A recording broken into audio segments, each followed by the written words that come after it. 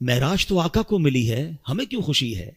جس سے پیار ہونا اس کے ہر عروج سے پیار ہوتا ہے، اس کے ہر انعام سے پیار ہوتا ہے۔ اچھا یہ تقسیم آج سے نہیں ہے، یہ 1400 ایئر سے پرابلم ہے۔ کچھ لوگ اس دن بھی پریشان ہوئے تھے جب معراج ہوئی نا، تو اس دن بھی کچھ لوگ اعتراض کر رہے تھے، یہ کیسے ہو سکتا ہے؟ رات کے تھوڑے حصے میں آپ جناب بیت المقدس بھی ہو کر آ گئے، آسمانوں کی سیر کر کے آ گئے۔ آرگیومنٹ ہوا تھا، مکے میں ہنگامہ ہو گیا تھا، کفار مکہ مذاق اڑا رہے تھے۔ ارے وہ گئے تو تھے حضرت ابوبکر صدیق کے گھر پہ اور جہاں کر کہا تھا اے ابوبکر جس نبی سے محبت کرتے ہو پتہ ہے وہ کیا کہتے ہیں؟ ابوبکر صدیق رضی اللہ تعالیٰ کہنے لگے بتاؤ میرے آقا کیا کہتے ہیں؟ کہ وہ کہتے ہیں کہ رات کے تھوڑے حصے میں بیت المقدس ہو کر آ گئے۔ آپ پتہ ہے یہ کتنا مشکل تھا سمجھنا ان کے لیے۔ عقل یہ کہتی ہے کیونکہ بیت المقدس کی جو جرنی تھی فرام مکہ ٹو فلسطین، اٹس اباؤٹ 1 month جرنی، 1 مہینے کا گھوڑوں پر اونٹوں پر سفر تھا، مہینہ جانا مہینہ واپسی، اور رات بھی نبی پاک یہاں ہیں، فجر میں بھی یہاں ہیں، اور دعویٰ یہ ہے کہ میں رات ہو کر آیا ہوں۔ بڑا شور مچا، سبحان اللہ۔ صدیق اکبر نے کہا اگر میرے آقا فرماتے ہیں تو سچ فرماتے ہیں، آقا فرماتے ہیں تو حق فرماتے ہیں۔ اچھا لوگوں نے بڑا آرگیو کیا،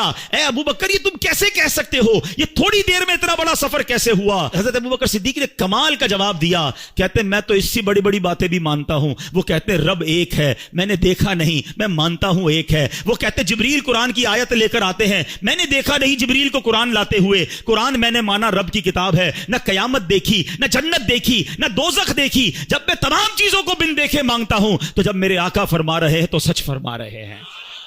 اچھا اب تھوڑا سا لاجیکلی بھی سمجھا دو، ینگسٹر بیٹھے ہیں آج کل بڑی کنفیوژنز پھیلائی جاتی ہیں، یار یہ معراج جو ہوئی تھی نا یہ خواب میں ہوئی تھی، انکار تو کر نہیں سکتے، قرآن میں ذکر ہے، تو کہتے معراج ہوئی تھی مگر خواب میں ہوئی تھی۔ اب میں ذرا لاجیکلی آپ کو سمجھا دیتا ہوں۔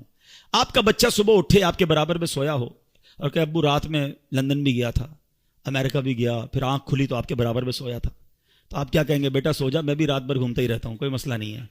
خواب میں تو ساری دنیا ہی گھوم رہی ہے نا، تو اس میں اچھا اب مزے کی بات دیکھو، جو 27 رجب کی صبح مکے میں آرگیومنٹ کریٹ ہوا، سچ بات بتاؤں یہ ہمارا بھلا ہو گیا۔ مجھے ایک بتاؤ بات جھگڑا کیا ہوتا اگر نبی پاک یہ اعلان فرمایا ہوتا میرے آقا نے کہ میں خواب میں بیت المقدس گیا ہوں، تو پھر اعتراض کس بات کا ہے؟ یہ اعتراض بتا رہا ہے، یہ آرگیومنٹ بتا رہا ہے کہ میرے آقا کا دعویٰ یہ تھا کہ میں جسمانی طور پر گیا ہوں، یہ سیر میں نے فزیکلی کی ہے، یہ آرگیومنٹ بتا رہا ہے، یہ کفار مکہ کا اعتراض بتا رہا ہے کہ نبی پاک نے 27 کی مارننگ ریویل یہی کیا تھا کہ میں جسمانی طور پر بیت المقدس گیا ہوں۔ ایمان والے اس وقت بھی مان گئے تھے، ایمان والے آج بھی مان رہے ہیں، ایمان والے اس وقت بھی خوش تھے، ایمان والے آج بھی خوش ہیں۔ اس وقت بھی ابو جہل کو پرابلم تھا، آج بھی کچھ لوگوں کو پرابلم ہے، وہ پرابلم مناتے رہیں، ہم خوشیاں مناتے رہیں گے، اور اللہ ہمیں نبی پاک کے بارے میں ہمیشہ پازیٹو اور خوشیاں منانے والا ہی رکھے۔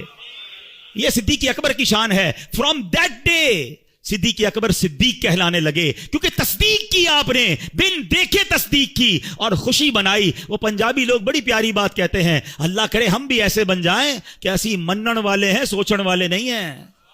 مجھے ایک بات بتاؤ، کویسچن تو وہ کرے جس نے باقی ساری چیزوں میں کویسچن کیا ہو۔ اللہ کو ہم میں سے کس نے دیکھا ہے؟ ہمیں تو آقا نے فرمایا رب ایک ہے، ہم نے مان لیا۔